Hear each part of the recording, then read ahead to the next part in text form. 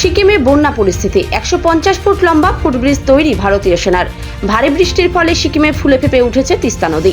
অবিরাম বৃষ্টির জেরে কোথাও ভেসে গিয়েছে রাস্তা, ভেঙে গিয়েছে ব্রিজ, তৈরি হয়েছে বন্যা পরিস্থিতি। নিরাপদ আশ্রয়ে চলে যেতে বাধ্য হচ্ছেন সিকিমের স্থানীয় বাসিন্দারা।